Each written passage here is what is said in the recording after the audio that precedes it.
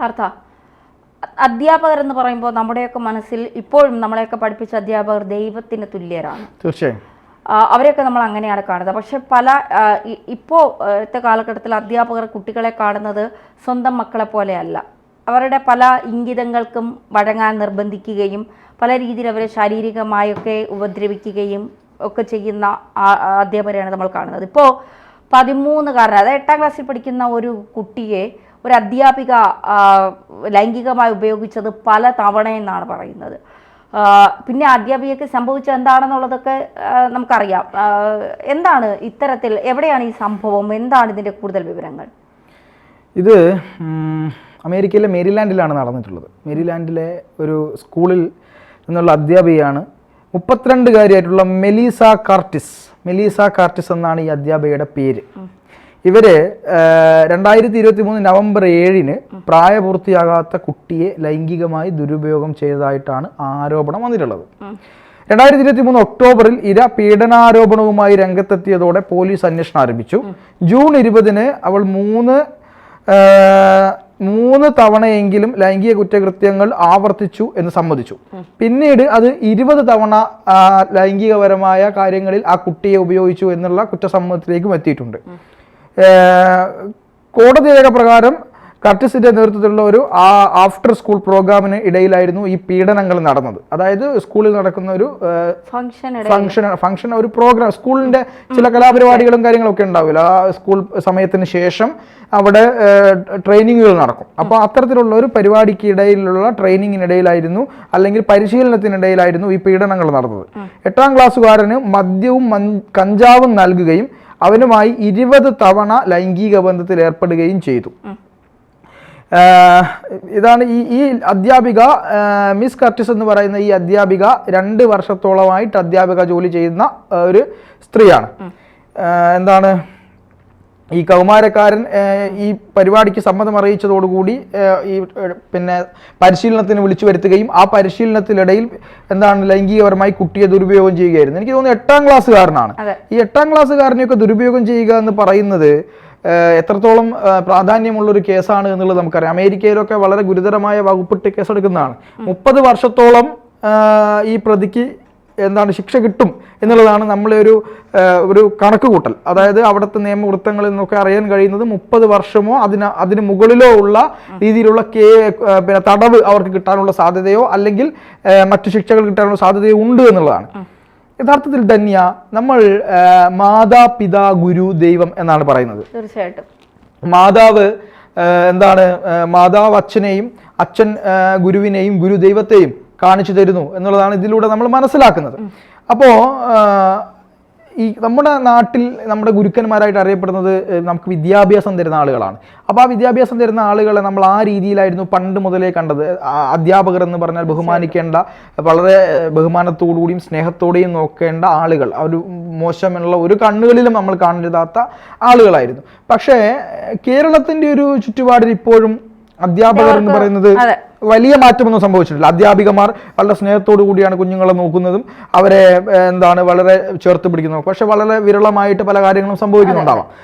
മലർമിസിന്റെ ഒരു സിനിമ ഇറങ്ങിയല്ലോ, നമ്മുടെ നിവിൻ പോളിയുമായി ബന്ധപ്പെട്ട് പ്രേമം. ആ സിനിമയൊക്കെ ഇറങ്ങിയതോടുകൂടി ഒരു ട്രെൻഡ് മൊത്തത്തിൽ മാറി. കാര്യം ടീച്ചർമാരെ പ്രേമിക്കാം, ടീച്ചർമാരെ പ്രണയിക്കുന്നു, ടീച്ചർമാരോട് അടങ്ങാത്ത പ്രണയവും താല്പര്യങ്ങളും ഒക്കെ ഉണ്ടാകുന്ന രീതിയിലേക്കുള്ള കാര്യം കുട്ടികളുടെ മനസ്സിലേക്ക് വരുന്നു എന്നുള്ളതാണ്. അത് കോളേജ് വിദ്യാർത്ഥികളിൽ മാത്രമല്ല, ഈ പറയുന്ന 8ാം ക്ലാസ്സും ഹൈസ്കൂൾ വിഭാഗത്തിലും +2ലും +1ലൊക്കെ പഠിക്കുന്ന കുട്ടികളുടെ മനസ്സിലേക്ക് വരെ ഇത്തരം ചിന്തകൾ വരികയും പല ടീച്ചർമാർക്കും പല ക്ലാസ് എടുക്കാൻ പോലും പറ്റാത്ത അവസ്ഥയിലേക്ക് പോയ കാര്യങ്ങളൊക്കെ പല സ്കൂൾ ടീച്ചേഴ്സും പല അവരുടെ യോഗങ്ങൾ അവരുമായി ബന്ധപ്പെട്ട് ഈ യോഗങ്ങൾ മീറ്റിങ്ങുകൾ വർദ്ധിക്കുകയാണ്. ടീച്ചേഴ്സ് മീറ്റിങ്ങുകൾ കൂടും. വിദ്യാഭ്യാസ വകുപ്പ് വിളിച്ചു ചേർക്കുന്ന പ്രത്യേക പ്രോഗ്രാമുകളുണ്ട്. ഇത്തരത്തിലുള്ള പ്രോഗ്രാമുകളിലൊക്കെ പല ടീച്ചർമാരും പരാതികളായിട്ടും സങ്കടങ്ങളായിട്ടും പറഞ്ഞിട്ടുണ്ട്. തൻ്റെ സ്വന്തം കുഞ്ഞിനെ പോലെ കരുതുന്ന കുട്ടികളുടെയൊക്കെ ഭാഗത്തു നിന്ന് വരുന്ന ചില പ്രത്യേകപരമായ കാര്യങ്ങളൊക്കെ ടീച്ചർമാരെയൊക്കെ വല്ലാതെ ബുദ്ധിമുട്ടിക്കുന്നു എന്നുള്ളതാണ് പറയുന്നത്. പിന്നെ അധ്യാപകർ വിദ്യാർത്ഥിനികളെ പീഡിപ്പിക്കുന്ന കേസുകൾ, ഹൈസ്കൂളിൽ പഠിക്കുന്ന പെൺകുട്ടിയെ, +2ൽ പഠിക്കുന്ന പെൺകുട്ടിയെ ഒക്കെ അധ്യാപകൻ പീഡിപ്പിച്ച് ഗർഭിണിയാക്കുന്ന കേസുകൾ കേരളത്തിൽ റിപ്പോർട്ട് ചെയ്തിട്ടുണ്ട്. എനിക്കറിയാവുന്ന ഒരു അധ്യാപകൻ ഇത്തരത്തിലൊരു കേസിൽ കുടുങ്ങിയിട്ടുണ്ട്. അപ്പോൾ അത്തരത്തിലുള്ള കാര്യങ്ങളിലേക്ക് വരെ പോകുന്നു. പിന്നെ ടീച്ചറെ പ്രണയിക്കുന്ന അധ്യാപകനെ പ്രണയിക്കുന്ന പെൺകുട്ടികൾ ഉള്ള തരത്തിലുള്ള പ്രമേയങ്ങൾ എടുത്തുകൊണ്ട് ഇപ്പോൾ ഷോർട്ട് ഫിലിമുകളും അതുപോലെ റീലുകളും വരുന്നുണ്ട്. അത് എന്തോ മനോഹരമാണ് എന്ന് വിചാരിക്കുന്നതാണ്. ഇതിനൊക്കെ അപ്പുറത്തേക്ക് ഇപ്പം ഒരേ പ്രായത്തിലുള്ള പെൺകുട്ടികൾ ടീച്ചർമാരായി, ഇപ്പം നമ്മൾ കോളേജിലൊക്കെ പഠിക്കാൻ പോകുന്ന സമയത്ത് നമ്മളൊക്കെ പഠിച്ച കുട്ടികൾ തന്നെ തോറ്റിരിക്കുന്ന ആളുകളുണ്ട്. പക്ഷേ നമ്മളൊപ്പം മുമ്പ് പഠിച്ച ആളുകൾ കയറിപ്പോയി അധ്യാപികമാരായി വരുന്ന സംഗതികളുണ്ട്. അവരെ കാണുമ്പോൾ അവരോടൊരു ക്രഷ് തോന്നുന്ന രീതിയിലേക്ക് കാര്യങ്ങൾ പോകുന്ന ഒരവസ്ഥയൊക്കെ ഇപ്പോൾ ഉണ്ട്. ഇപ്പോൾ കോളേജ് വിദ്യാർത്ഥികൾക്ക് ടീച്ചർമാരെയൊക്കെ ഒന്ന് ഒരു കൈ നോക്കാം എന്നുള്ള രീതിയിലേക്കുള്ള മാറ്റങ്ങളും നമ്മുടെ കേരളത്തിൽ വരെ വർദ്ധിച്ചു വരുന്ന ഒരു സാഹചര്യമാണ്. ഇവിടെ അത് ഞാൻ സൂചിപ്പിച്ചത് ഇത്തരത്തിലുള്ള കാര്യങ്ങൾ ഇവിടെയും നടക്കുന്നുണ്ട് എന്നറിയാൻ വേണ്ടിയിട്ടാണ്. ഈ കുട്ടി, അതായത് 8 വയസ്സുകാരനെ ഒരു ടീച്ചർ 8ാം ക്ലാസ്സുകാരനെ, എനിക്ക് തോന്നുന്നു 8ാം ക്ലാസ് എന്ന് പറയുമ്പോൾ 13 വയസ്സ് മാത്രമുള്ള ഒരു കുട്ടിയെ ഒരു ലൈംഗികമായി ദുരുപയോഗം ചെയ്യുക എന്ന് പറയുമ്പോൾ അവിടെ നമ്മൾ അതൊരു എന്താണ്, പലതരം നമ്മുടെ ഡിസോർഡറുകളുണ്ട് സൈക്കോളജിയിൽ, പലതരം നമ്മുടെ വ്യക്തിത്വവുമായി ബന്ധപ്പെട്ട വ്യക്തിത്വ വൈകല്യങ്ങൾ എന്നൊക്കെ പറയുന്ന പേഴ്സണാലിറ്റി ഡിസോർഡറുകളുണ്ട്. ഇത്തരം പേഴ്സണാലിറ്റി ഡിസോർഡറുകൾ ഉള്ള വ്യക്തികളാണ് ഇത്തരത്തിൽ കുഞ്ഞുങ്ങളെയൊക്കെ ഇങ്ങനെ ലൈംഗികപരമായി ഉപദ്രവിക്കുന്നത്. ചെറിയ പിഞ്ചു കുഞ്ഞുങ്ങളെ പീഡിപ്പിക്കുന്ന ആളുകളുണ്ട്. ഇവർക്കൊക്കെ ലൈംഗിക വൈകൃതമാണ്. ഈ ലൈംഗിക വൈകൃതം നമുക്ക് പെട്ടെന്ന് പനിയോ ജലദോഷമാണെങ്കിൽ എനിക്ക് ധന്യയോട് ചോദിക്കാം, ധന്യ എന്താണ് പനിയാണ്, അല്ലെങ്കിൽ ധന്യക്ക് എന്നോട് ചോദിക്കാം, പാർത്ത എന്താണ് പ്രശ്നം, തലവേദനയുണ്ട്, ക്ഷീണം പിടിച്ചിട്ടുണ്ടല്ലോ. പക്ഷേ ഈ ലൈംഗിക വൈകൃതം എങ്ങനെ നമ്മൾ കണ്ടുപിടിക്കും? ഇതൊരു ഡിസോർഡർ ആണ് എന്നുള്ളത് നമുക്ക് എങ്ങനെയാണ് മനസ്സിലാക്കാൻ പറ്റുക? പലരും ഇതൊരു ഡിസോർഡർ ആണ് എന്ന് തിരിച്ചറിഞ്ഞിട്ട് തനിക്ക് ലൈംഗിക വൈകൃതം ഉണ്ട് എന്ന് തിരിച്ചറിഞ്ഞാൽ പോലും അതിനെ ആഘോഷിക്കുകയും അതിൽ നിന്ന് ആനന്ദം കണ്ടെത്താൻ ശ്രമിക്കുകയും ചെയ്യുന്ന ഒരു കാലമാണിത്. ഇവിടെ നമ്മൾ കഴിഞ്ഞ ഒരു ചർച്ചയിൽ പറഞ്ഞതുപോലെ ഇതിനെന്താണ് പരിഹാരമെന്ന് നമ്മൾ ചോദിക്കുമ്പോൾ, ഇത് നാളെ നമ്മുടെ നാട്ടിൽ സംഭവിക്കില്ലേ? കുഞ്ഞുങ്ങളെ ദുരുപയോഗം ചെയ്യുന്ന തൻ്റെ കുട്ടികളെ ഒരമ്മ ഒരച്ഛൻ ധൈര്യപൂർവ്വം സ്കൂളിലേക്ക് ഗുരുക്കന്മാരുടെ അടുത്തേക്ക് ടീച്ചർമാരുടെ അടുത്തേക്ക് പറഞ്ഞയക്കുമ്പോൾ അവിടെ ഇത്തരത്തിലുള്ള കാര്യങ്ങൾ സംഭവിക്കില്ല എന്താണ് ഒരു ഉറപ്പ്? സംഭവിക്കും, 100% സംഭവിക്കും. അങ്ങനെ സംഭവിക്കാതിരിക്കാൻ വേണ്ടി നമ്മൾ ഇന്നലെ പറഞ്ഞ ഞാനും ഗൗതമും കൂടി ഒരു ചർച്ച ഉണ്ടായിരുന്നു. അതായത് ലൈംഗിക വിദ്യാഭ്യാസത്തിൻ്റെ ആധികാരികമായ ലൈംഗിക വിദ്യാഭ്യാസത്തിൻ്റെ അനിവാര്യതയെപ്പറ്റി.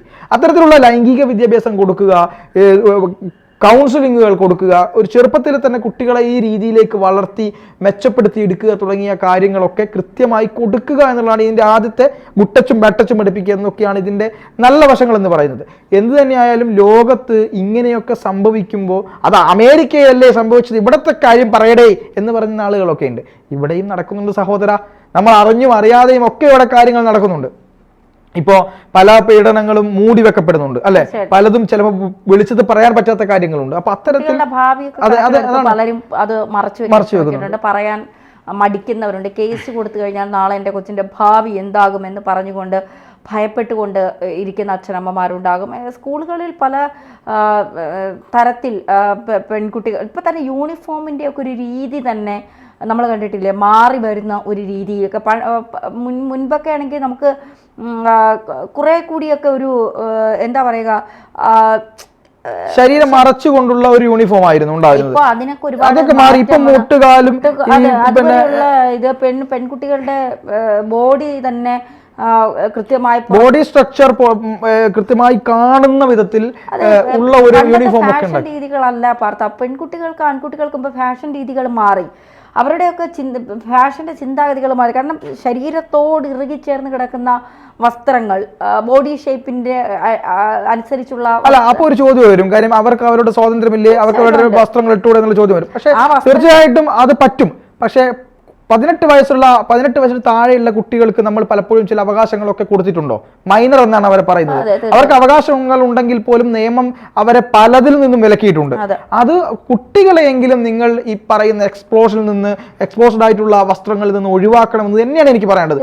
വലുതായി കഴിഞ്ഞാൽ നിങ്ങൾ എന്തിട്ട് നടന്നാലും, ഇനി ഇടാതെ നടന്നാലും നമ്മൾക്കൊന്നും പറയാനില്ല, അത് അവരുടെ സ്വന്തം ഇഷ്ടമാണ്. അതിനുവേണ്ടി ഞാൻ പറയുകയും ചെയ്യും. ഇപ്പൊ കഴിഞ്ഞ ദിവസം എനിക്ക് ഗൗതം അയച്ച്, ഇപ്പൊ നമ്മൾ ഇത്തരം വാർത്തകളൊക്കെ ചെയ്യുമ്പോൾ ഗൗതമിന് ആരയച്ചു കൊടുത്തതാണെന്ന് എനിക്കറിയില്ല. ഗൗതം എനിക്ക് അയച്ചു തന്നൊരു കാര്യം കൂടി ഇതിൽ പറഞ്ഞു പോകാം. എൻ്റെ പേര് വിശ്വനാഥൻ, ഞാനൊരു റിട്ടയർഡ് പോലീസ് ഉദ്യോഗസ്ഥനാണ്. ABC ചാനലിലെ ചില ചർച്ചകൾ കണ്ടതുകൊണ്ടാണ് ഒരു അഭിപ്രായം പറയുന്നത്. ലൈംഗികതയുമായി ബന്ധപ്പെട്ട വിഷയങ്ങൾ ചർച്ച ചെയ്യുമ്പോൾ അതിൽ പങ്കെടുത്തുകൊണ്ട് സംസാരിക്കുന്ന സ്ത്രീകളുടെ അഭിപ്രായങ്ങൾ കേൾക്കുമ്പോൾ നിരാശയാണ് തോന്നുന്നത്. അവർ പഠിച്ചവരും ലോകത്തിന്റെ മാറ്റങ്ങൾ കാണുന്നവരും പുതിയ തലമുറയിൽപ്പെട്ടവരുമാണല്ലോ. കുലസ്ത്രീ ചമഞ്ഞുകൊണ്ടുള്ള അഭിപ്രായം കേൾക്കുമ്പോൾ നിരാശയാണ് തോന്നുന്നത്. ലോകത്ത് സർവ്വസാധാരണമായി നടക്കുന്ന കാര്യങ്ങൾ അവർ പറയുന്നത് അത്ഭുതത്തോടെയാണ്. ഇത് ഇവരുടെ ഈ വിഷയത്തിൽ അറിവില്ലായ്മയാണോ അതോ കുലസ്ത്രീ ചമഞ്ഞ അഭിപ്രായം പറഞ്ഞാൽ മാത്രമേ തങ്ങളെ എല്ലാവരും അംഗീകരിക്കുകയുള്ളൂ എന്ന ചിന്തയാണോ? എൻ്റെ കാഴ്ചപ്പാടാണ് കുഴപ്പമെങ്കിൽ എന്നോട് ക്ഷമിക്കുക. എന്നാൽ പല അഭിപ്രായങ്ങളും ബാലിശമായിട്ടാണ് എനിക്ക് തോന്നിയിട്ടുള്ളത്. ഏത് വിഷയത്തെപ്പറ്റി ചർച്ച ചെയ്താലും ഇന്നലെ എങ്ങനെയായിരുന്നു, ഇപ്പോൾ എങ്ങനെയാണ്, നാളെ എങ്ങനെയായിരിക്കും എന്നുള്ള കാഴ്ചപ്പാടോടുകൂടി അഭിപ്രായം പറയുക. ഞാൻ ഉപദേശിക്കാൻ വന്നതല്ല, അഭിപ്രായം പറഞ്ഞെന്നേ ഉള്ളൂ. മലയാളി ദമ്പതിമാരുടെ ചൂടൻ രംഗത്തെപ്പറ്റിയുള്ള ചർച്ച കേട്ടപ്പോഴാണ് ഇങ്ങനെ ഒരു കുറിപ്പെഴുതാൻ തോന്നിയത്. അദ്ദേഹത്തിൻ്റെ പേരൊന്നുകൂടെ പറയാം. പേര് വിശ്വനാഥൻ, റിട്ടയർഡ് പോലീസ് ഉദ്യോഗസ്ഥനാണ്. അദ്ദേഹം ഉദ്ദേശിച്ചത് എന്നെയായിരിക്കും, കാരണം ആ ചർച്ചയിലിരുന്നത് ഞാനാണ്. തീർച്ചയായിട്ടും ഞാനൊരു കുലസ്ത്രീ ആകാൻ ശ്രമിക്കുന്ന ആളുമല്ല, എനിക്ക് കുലസ്ത്രീ ആകുകയും വേണ്ട. ഞാൻ ജനിച്ചു വന്ന ഒരു ചുറ്റുപാട് ചിലപ്പോൾ എന്നെ കുലസ്ത്രീ ആക്കുന്നുണ്ടാകാം. ഈ കുലസ്ത്രീ എന്ന പദപ്രയോഗം തന്നെ സ്ത്രീ വിരുദ്ധമാണ് എനിക്കറിയില്ല. കുലസ്ത്രീ എന്ന് പറഞ്ഞ് ഒരു ഭാഗത്തേക്ക് അടച്ചാക്ഷേപിക്കുന്നത്, അത് കുലസ്ത്രീ എന്ന് പറയുന്നതും നേരെ തിരിച്ച് വേറെ എന്തെങ്കിലും പദപ്രയോഗം നടത്തുന്നതും തെറ്റാണ്. എന്തായാലും നമുക്ക് തുടരാം. അല്ല, നമുക്കിത് അവസാനിപ്പിക്കാനുള്ള സമയമായി ചർച്ച. ഞാൻ അദ്ദേഹത്തിന്റെ അഭിപ്രായത്തെ പൂർണ്ണമായും ഉൾക്കൊള്ളുന്നു. അതിൽ ഒരു തരത്തിലുമുള്ള എന്താ പറയുക ബുദ്ധിമുട്ട് ഞാൻ പറയുന്നില്ല. പക്ഷേ അത്തരത്തിൽ തോന്നിയെങ്കിൽ ഒരുപക്ഷെ അതെൻ്റെ വിജയവും കൂടിയാണ്. ഞാൻ ഒരിക്കലും ഒരു കുലസ്ത്രീ ആകണം, ഞാനൊരു സ്ത്രീയായി ജീവിക്കണം എന്നാഗ്രഹിക്കുന്ന ഒരാളാണ്. എനിക്ക് എൻ്റേതായ അങ്ങയുടെ കാര്യം പറഞ്ഞതുപോലെ എനിക്ക് എൻ്റേതായ കാഴ്ചപ്പാടുകളുണ്ട്. താങ്കൾ ഒരു കാര്യത്തെ കാണുന്നത് പോലെ ആയിരിക്കില്ല ഞാനൊരു വിഷയത്തെയും ഒരു കാര്യത്തെയും കാണുന്നതും നേരിടുന്നതും. ഇപ്പോൾ ഒരു സ്ത്രീ പീഡിപ്പിക്കപ്പെട്ടു, അല്ലെങ്കിൽ വിവാഹിതനായ ഒരു പുരുഷനെ രണ്ട് സ്ത്രീകളുമായി അവിഹിതമുണ്ട് എന്ന് പറയുമ്പോൾ അവിടെ കുലസ്ത്രീ ചമഞ്ഞുകൊണ്ട് ആ പുരുഷനെ എന്താ പറയുക, പുരുഷന്റെ കാൽ തൊട്ട് വന്നിച്ച് എൻ്റെ ഭർത്താവാണ്, അതുകൊണ്ട് ഞാൻ അദ്ദേഹത്തിൻ്റെ ഈ തെറ്റുകൾ ഞാൻ ക്ഷമിച്ചു, അങ്ങനെയൊന്നും ചിന്തിക്കാൻ ചിലപ്പോൾ താങ്കളെ പോലുള്ള ആ ചിന്താഗതി ഉള്ളവർക്ക് കഴിയുമായിരിക്കും. എനിക്കങ്ങനെ കഴിയില്ല. ഞാൻ ആ നിമിഷം തന്നെ അവൻ്റെ ചെപ്പാക്കുറ്റിക്ക് 4 അടിയും കൊടുത്തിട്ട് ഞാൻ ഇറങ്ങിപ്പോവും. എൻ്റെ രീതി വെച്ചിട്ട് അങ്ങനെയാണ്. അപ്പോൾ ഓരോ വിഷയങ്ങളെ ഓരോരുത്തർ കാണുന്ന രീതിയാണ്. തീർച്ചയായിട്ടും നിങ്ങളെപ്പോലുള്ളവരുടെ ഇത്തരത്തിലുള്ള അഭിപ്രായങ്ങളാണ് എന്നെപ്പോലുള്ളവരുടെ പ്രചോദനം. തിരുത്താനുള്ളത് തിരുത്തപ്പെടുക തന്നെ ചെയ്യും. തിരുത്തേണ്ടതിൻ്റെ വിമർശനവുമൊക്കെ ആവശ്യമാണെങ്കിലേ നല്ല ജേർണലിസ്റ്റുകൾ ഉണ്ടാകുമെന്ന് വിശ്വസിക്കുന്ന ആളാണ് ഞാൻ. അതുകൊണ്ട് വിശ്വനാഥൻ സാർ, താങ്കളുടെ അഭിപ്രായങ്ങൾ ഇനിയും ഞങ്ങളോട് പറയണം. വിമർശനങ്ങൾ തീർച്ചയായും തുറന്നു പറയണം. അത്തരം വിമർശനങ്ങൾ നല്ല രീതിയിലെടുക്കാൻ, നല്ല ഭാഷയിലുള്ള വിമർശനങ്ങൾ നല്ല രീതിയിലെടുക്കാൻ ഞങ്ങളും തയ്യാറ് തന്നെയാണ്. തീർച്ചയായും.